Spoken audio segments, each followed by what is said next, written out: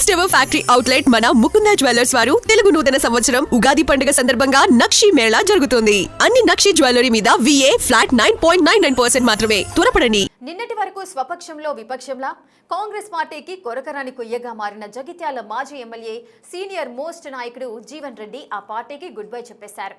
అయితే ఆ పెద్ద ఆయన ఉన్నప్పటికంటే బయటకు వెళ్లిన తర్వాతే పార్టీకి ఇబ్బందిగా మారే అవకాశాలున్నాయని పార్టీ శ్రేణుల్లో గుబులు కనిపిస్తోంది. ఇంతకీ జీవన్ రెడ్డి అలకలతో ఆయనను పట్టించుకోవడం మానేసిన కాంగ్రెస్ పార్టీ ఎందుకంత ఆందోళన పడుతోంది? అసలు జీవన్ రెడ్డి ఏం చేయబోతున్నారు?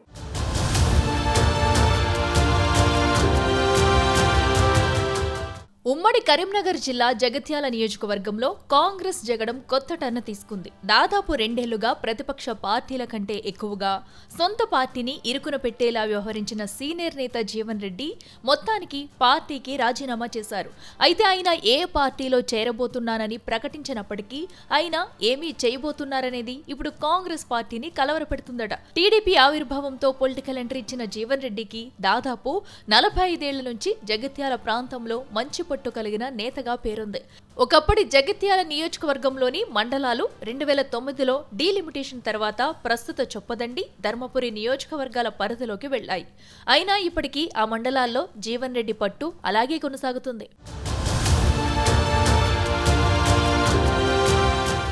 కాంగ్రెస్ కు రాజీనామా సందర్భంగా జరిగిన సమావేశానికి జగిత్యాల ఒక్కటే కాకుండా చొప్పదండి, ధర్మపురి నియోజకవర్గాల నుంచి కూడా కార్యకర్తలు వచ్చారు.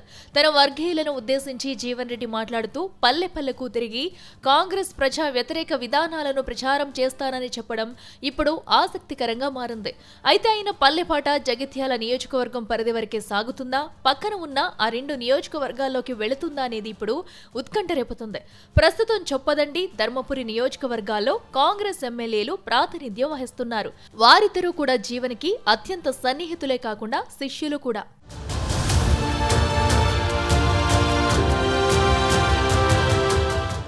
అయినా అత్త మీద కోపం దొత్త మీద చూపినట్టు పార్టీ మీద ఉన్న కోపాన్ని జీవన్ రెడ్డి వారిపై చూపి ఆ 2 నియోజకవర్గాల్లో కేడర్ను డిస్టర్బ్ చేస్తారా అని గుబులు మొదలైందట. కాంగ్రెస్ నేతల్లో ఇప్పటికే జీవన్ రెడ్డితో పాటుగా కాంగ్రెస్ కి రాజీనామా చేసిన వారిలో ధర్మపురి నియోజకవర్గానికి చెందిన మార్కెట్ కమిటీ చైర్మన్ లీడర్లు ఉండడంతో ఆ ఎఫెక్ట్స్ నియోజకవర్గంలో ఉంటుందా లేదా అనేది ఆసక్తికరంగా మారింది.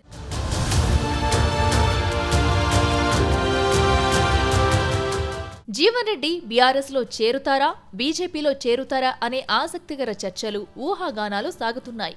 బీఆర్ఎస్ నేతలు జీవన్ రెడ్డితో ఫోన్లో మాట్లాడినట్టు సమాచారం. వారి సూచనల మేరకే పెద్దయిన పల్లె ప్రచారబాట కార్యక్రమం చేపట్టారట. అయితే బీఆర్ఎస్ లో చేరి పోరాటం చేస్తే పొలిటికల్ గా అంతగా మైలేజీ రాదనే భావనలో జీవన్ ఉన్నారట. కొద్ది రోజుల పాటు క్యాడర్ తో ప్రజల్లోకి వెళ్లి వీలైన మేరకు కాంగ్రెస్ పునాదులు కదిలించాలనే ఆలోచనలో ఉన్నారట. విడిగా ఉంటూ విధ్వంసం సృష్టించాలని, అది జీవన్ ఒంటరిగా వెళితేనే సాధ్యమవుతుందని, ఇతర పార్టీల్లోకి వెళితే అనుకున్న మైలేజీ రాదని పెద్దాయన భావిస్తున్నారట.